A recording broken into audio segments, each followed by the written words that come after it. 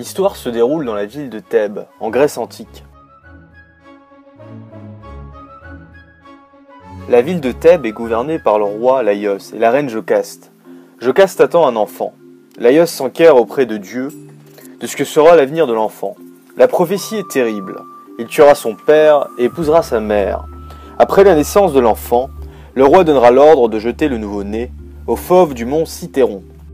L'enfant sera sauvé de la mort par un berger qui le donnera au roi Polybos de Corinthe. Celui-ci l'appellera Oedipe, celui dont les pieds sont enflés. Des années passent. Un jour, pendant une querelle, un Corinthien traite Oedipe d'enfant trouvé. Celui-ci, alarmé, part demander la vérité à la Pythie de Delphes. Sa prophétie est sans appel. Tu tueras ton père et épouseras ta mère. Oedipe part sur la route. En chemin, un vieillard monté sur un char lui commande un peu trop rudement de s'écarter de son chemin. Oedipe, qui a le sang vif, le tue. C'était bien sûr le roi Laïos, son père. Ainsi, sans le vouloir, Oedipe accomplit la première prophétie. À son arrivée à Thèbes, Oedipe découvre qu'un sphinx terrorise la ville. La créature bloque les routes menant à la ville, tuant et dévorant les voyageurs qui ne peuvent résoudre l'énigme fameuse qu'elle leur propose. L'énigme dit: quel est l'animal qui le matin marche sur 4 pieds, à midi sur 2 et le soir sur 3? Oedipe résout l'énigme. Dépité, le sphinx se tue en se jetant du haut du mont Cithéron.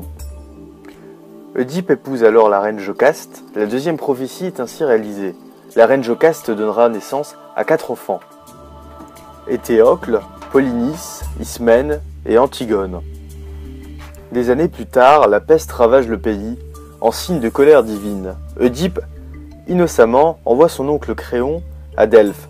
L'oracle de Delphes proclame que le meurtre de Laïos doit être puni et que la maladie ravagera la cité tant que son meurtre ne sera pas vengé. Oedipe mène l'enquête et la vérité finit par être dévoilée. Jocaste s'en-suicide de désespoir, et Oedipe se crève les yeux et renonce au trône. Il cède le royaume à ses 2 fils, Éthéocle et Polynice, qui devront régner alternativement, chacun une année. Puis il part sur les routes, la main sur l'épaule d'Antigone.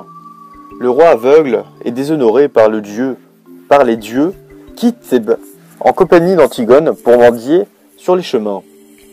Le voyage dure une année, puis Antigone quitte Oedipe à Colon et rentre à Thèbes. Entre-temps, les 2 fils d'Oedipe, Éthéocle et Polynice, ne s'entendent pas.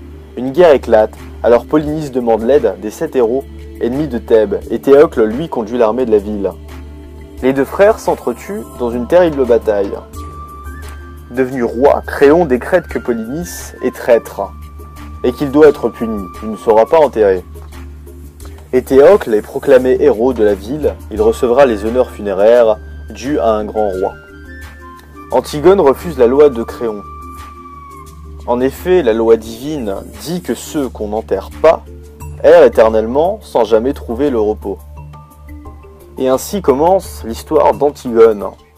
En conclusion, si Oedipe ne fait pas le lien entre l'homme concerné par l'oracle et sa propre personne, c'est sans doute car sa position d'homme puissant et la sensation de servir pour le bien de sa cité l'aveugle.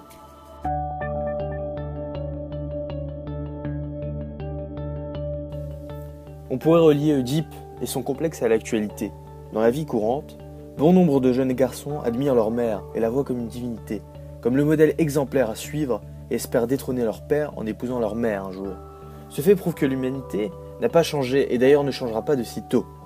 Oedipe est donc encore bel et bien d'actualité.